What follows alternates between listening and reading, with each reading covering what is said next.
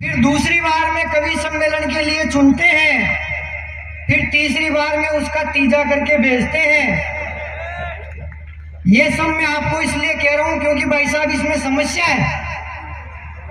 हाँ, और समस्या भी 3 है। पहली समस्या तो ये कि आप सब कभी पहली बार आए और बहुत दूर से आए हैं और आपको पता नहीं है कि आपका तीजा होने वाला है। और मुझे तो भाई साहब बुलाया भी अलग ही स्टाइल में हरीश भैया ने। प्रदीप जी सर को फोन लगाया, बोले यार प्रदीप जी आप गई बार जिस पतले कवि को लेकर आए थे ना, पता करो वो है या निपट गया कोरोना काल में। तो अच्छा क्या समस्या है सर? तो प्रदीप जी सर ने भी कहा कि नहीं अभी तो है, 2-4 जालोर महोत्सव तक जीने की संभावना है। प्रदीप जी सर भी अभी खड़े हुए, पहले तो कहा कि मैं अब सूरत अजनबी को बुलाना चाहता हूं। भाई साहब मैंने पानी पिया, इन्होंने 1 सेकंड में बात बदल दी, मैं मंत्री जी को बुलाना चाहता हूं। तो फिर मेरे को काहे को टेंशन दी सर? हम तो भाई साहब सुबह ही यहाँ आ गए थे। तो ये सबिया मैडम मेरे से बोली, सूरज भाई मुझे कुछ खरीदारी करनी है, आप मेरे साथ मार्केट में चलो, मेरे थोड़ी सुरक्षा रहेगी। अच्छा क्या समस्या है सर?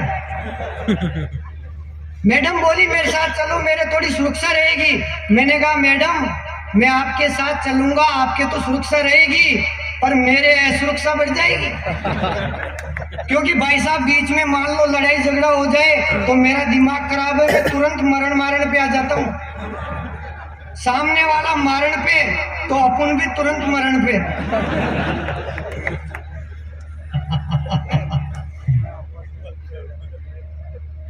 ये बता रहे थे अभी संजय भैया, ये सुबह 3 बजे यहाँ पे आए। 3 बजे आते हरीश भैया को फोन किया, हरीश भैया इनको लेने गए। हरीश भैया को फोन किया हमने, हरीश भैया इनको लेने गए। थोड़ी देर बाद में 2 आदमी हरीश भैया को लेने गए। हरीश भैया को जैसे तैसे होश में लाया और पूछा क्या हुआ? बोले यार मैं संजय खत्री को लेने आया था, कभी तो मिला नहीं, एक मोटा ताजा काला भूत पीछे पड़ गया।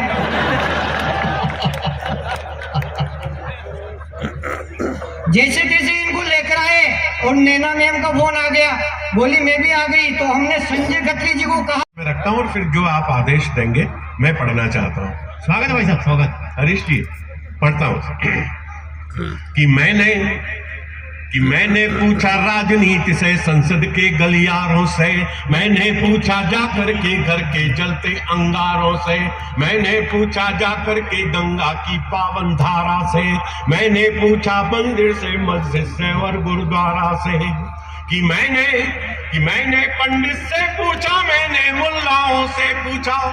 मित्रों एक सवाल खड़ा होता है कि जब राजनीति बांटने का काम कर रही थी, धर्म सांप्रदायिकता का जहर घोल रहा था, उस समय कवि क्या कर रहा था, कलाकार क्या कर रहा था? उन्होंने अपना फर्ज क्यों नहीं निभाया?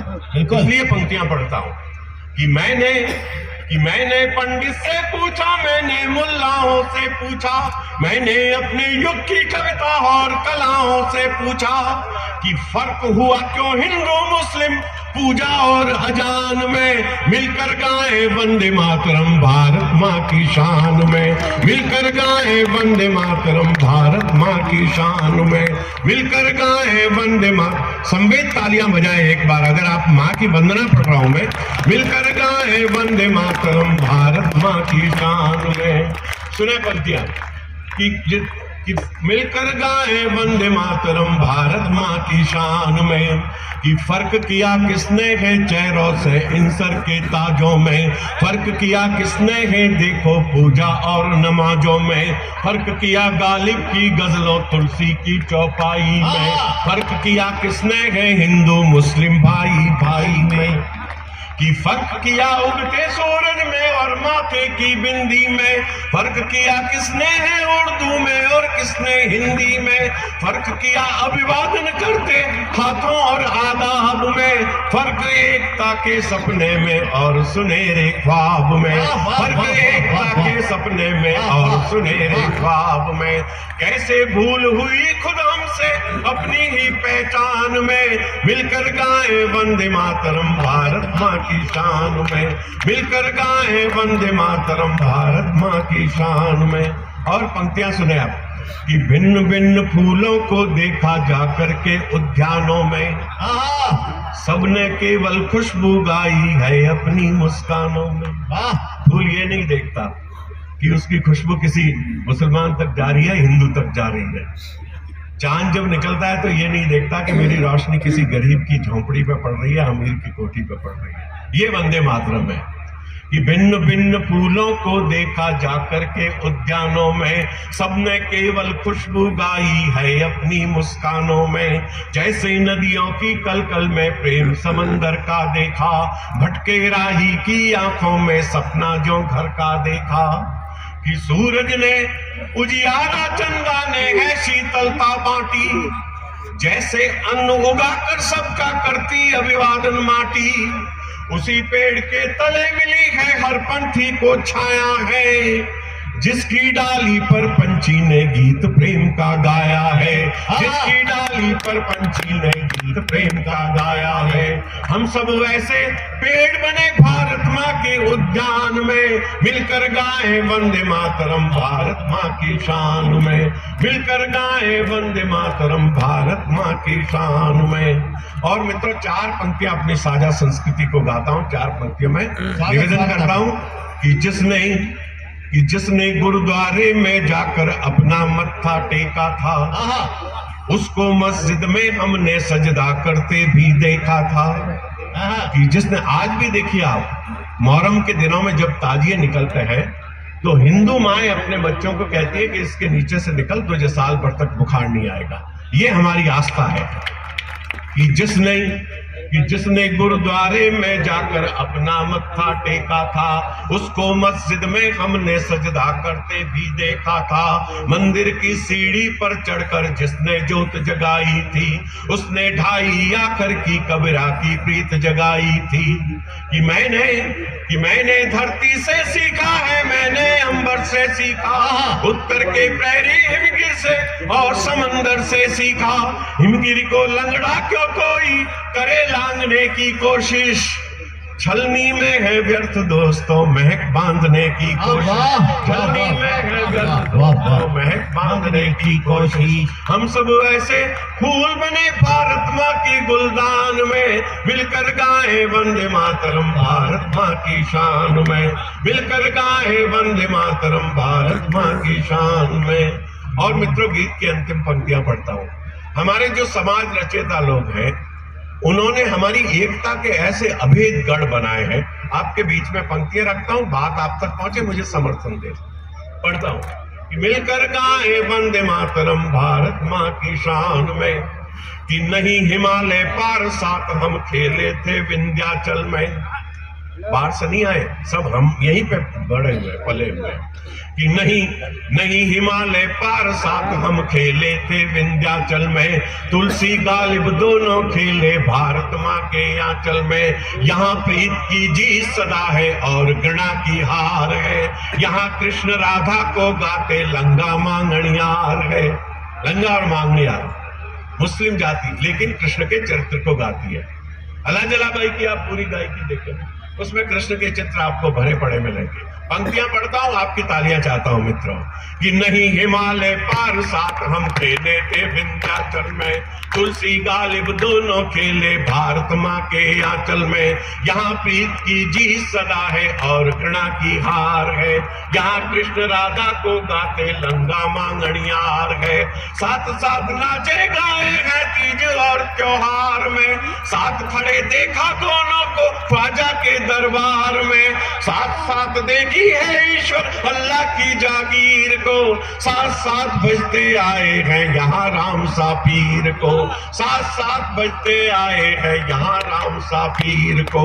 फर्क कहाँ मेरे अल्लाह में और तेरे भगवान में, मिलकर गाए वंदे मातरम भारत माँ की शान में, मिलकर गाए वंदे मातरम। आ जाए 2 मिनट में ही, नहीं आए तो पूरी रात नहीं आए, कभी सम्मेलन में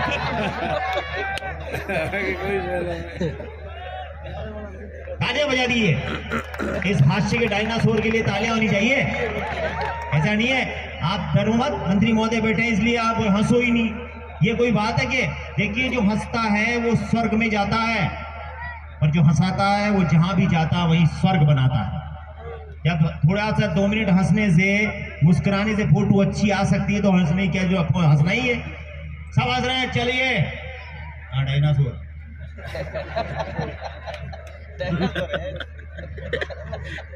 हाँ देख लो,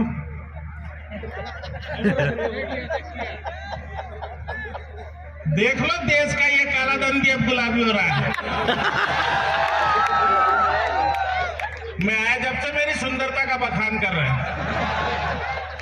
भाई साहब ये कलर अगर इतना ही पसंद है तो आप ले लो, हैं? मैं कोई और ले लूंगा, लाल पीला नीला लाल। मैं कह रहा हूं ना, मैं आया जब से मेरी सुंदरता का बखान कर रहा है। हालांकि मुझे इस बात का बिल्कुल भी घमंड नहीं है, क्योंकि करने की भांति मैंने कभी दान नहीं दिया, कद का अपने मुख से कभी बखान नहीं किया, और मन की सुंदरता ने तोड़ा है आईनों के भरम को, और मैंने अपनी सुंदरता का कभी अभिमान नहीं किया। बढ़िया है। आदरणीय भाई साहब मेरे बड़े भाई हैं और मैं इनका छोटा भाई। ठीक उसी प्रकार जिस प्रकार रावण का छोटा भाई विभीषण था, बाली का छोटा भाई सुग्रीव था, प्रमोद महाजन के छोटे भाई प्रवीण महाजन थे, और इन तमाम बड़े भाइयों के सामाजिक उत्थान में हम छोटे भाइयों का बहुत बड़ा योगदान था। हालांकि मेरा ऐसा कोई विचार नहीं है, क्योंकि पुष्प कभी श्रद्धा के अर्पण नहीं कर पाया, एकलव्य की भांति कभी समर्पण नहीं कर पाया। आप तो साथ रहे सदा मेरे राम की भांति, मैं ही अभागा कभी लक्ष्मण नहीं बन पाया। वाह वाह वाह वाह। ज्यादा बड़ी बड़ी बातें नहीं करता हूं साहब। इंदौर से 27 किलोमीटर दूर बेटमा नाम का एक महाद्वीप है, हाँ? मैं वहां पाया जाता हूं। आज हरीश जी और उनकी टीम के विशेष बुलावे पे मैं उपलब्ध हुआ हूं। मुझसे पहले आपने कई सुंदर कवि देखे होंगे, मैं उन सब में ज्यादा सुंदर था, इसलिए मेरा नंबर जरा देरी से आया। मेरे कलर के बारे में तमाम प्रकार की बातें की। भाई साहब आपकी जानकारी के लिए एक बात बता दूं कि इस दुनिया में जितने भी काले लोग हुए उन्होंने बहुत नाम कमाया। Nelson Mandela, Serena Williams, Vivian Richards, Brian Lara, Barack Obama, Sanjay Khatri. बढ़िया, तालियां वाली आनी चाहिए। ऐसे सुनेंगे तो मजा नहीं आएगा, कभी पूरे खुल के आपके बीच में। अगला नंबर अपना ही है, और वो विवियन रिचर्ड्स और नीना गुप्ता के सहयोग से भारत को एक तोहफा भी देखेगा। सही बता रहा हूं मंत्री जी, मेरा वेस्ट इंडीज जाना नहीं हो रहा है, वरना उसका तोहफा उसे मैं ब्याज समेत लौटा कर रहा हूं। ये भी देशभक्ति है? ये राजेश रोड पर अभी किराना खड़ा हुआ था कि भगत सिंह पैदा करो, राजगुरु पैदा करो। खुद कुछ कर नहीं रहे, दूसरे को सलाह दे रहे। तेरे को किसी ने मना करा क्या? क्यों भाई साहब आपने मना करा क्या? नहीं, मेरी तो छूट है। हाँ? खुद कुछ कर नहीं रहे, दूसरे को सलाह दे रहे। देश में यही चल रहा। तो मैं कह रहा हूं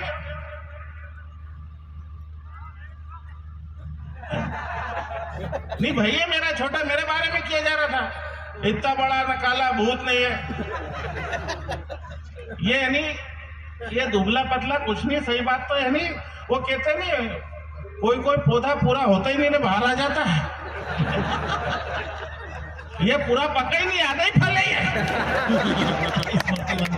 हाँ? एक बार ताली बजा।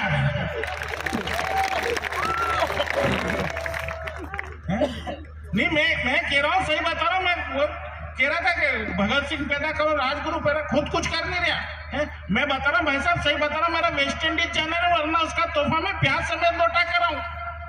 और मैं तो कह रहा हूँ नहीं भाई साहब कि मैं तो सच्चा देशभक्त हूँ, क्योंकि अंधेरों के लिए उजाले अच्छे हैं, भूखों के लिए निवाले अच्छे हैं, और सफेद पोष देशद्रोहियों की भीड़ में हम देशभक्त काले अच्छे हैं।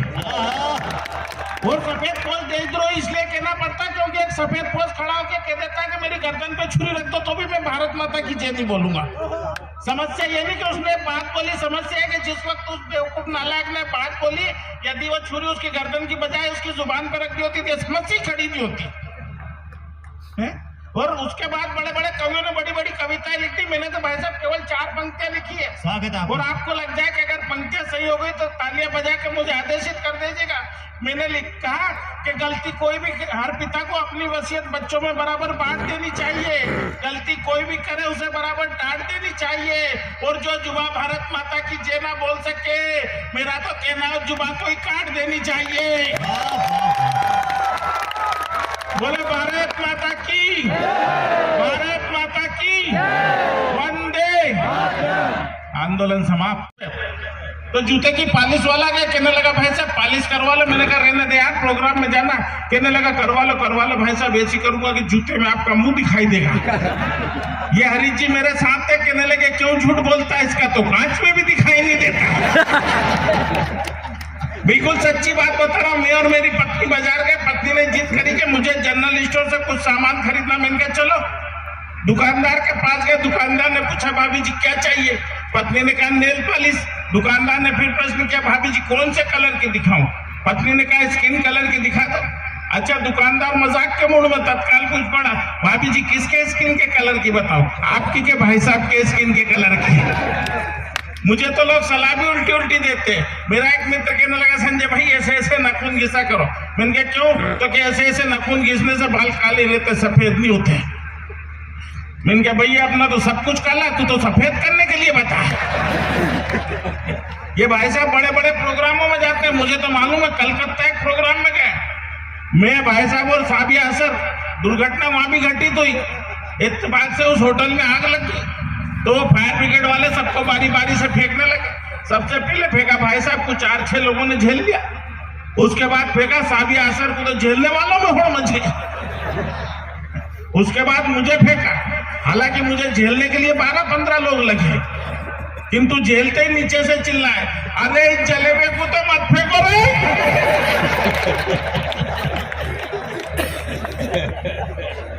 एक बार ताली बजा, बीच में जाना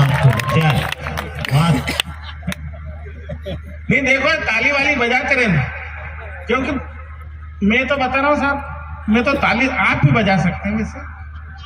मैं तो इसलिए बता रहा हूँ, मैं तो ताली से चलने वाला खिलौना हूँ। मैंने मेरी पत्नी को पहली रात में कह दिया था, मैंने कहा देख सुखी वैवाहिक जीवन का लाभ चाहती है तो शर्मा मत, ताली बजा। वो बेचारी अभी तक ताली बजा रही है। तो जा बात समझ में आ जाए वहां ताली बजा दो, वो नहीं आए तो भी बजा दो। तो मैं कह रहा हूँ ना, मैं भाई साहब, मैं तो बेटमा में रहता हूँ, नदी तालाब में नहाने वाला व्यक्ति। मेरे साथ समस्या देखिए, ये देश की समस्या की बात कर रहे थे, अपनी समस्या नहीं समझ सुलट रही अपनों से। मैं गांव के तालाब में जाके कूदा तो जितने भी जीव जंतु थे वो बाहर हो गए, के अंदर अंधेरे ही अंधेरा हो गया। ये मुझे मुंबई एक प्रोग्राम में लेके गए, जिस होटल में ठहराया हुआ स्विमिंग पूल। अच्छा, स्विमिंग पूल मैंने पहली बार देखा क्या दौड़ा गया और कूद गया, तो वो जितने भी लोग नहा रहे थे वो बाहर हो गए। वो स्विमर दौड़ा कि क्या हुआ कि आदमी कलर छोड़ रहा है। मुझे स्विमिंग पूल से बाहर निकाल दिया कि भाई साहब मैं उदास होकर बैठ गया, तो इन्होंने समझाया कि तू क्यों उदास होता है, चल तुझे सनबाथ दिला कर लाता हूँ। ये लेके गए मुझे जुहू बीच पर। मैं भी अर्धनग्न अवस्था में मलिका शेरावती स्टाइल में टॉवल वगैरह लपेट के लेट गया, क्योंकि निरंतर यात्राओं में था, थका हुआ था, नींद लग गई।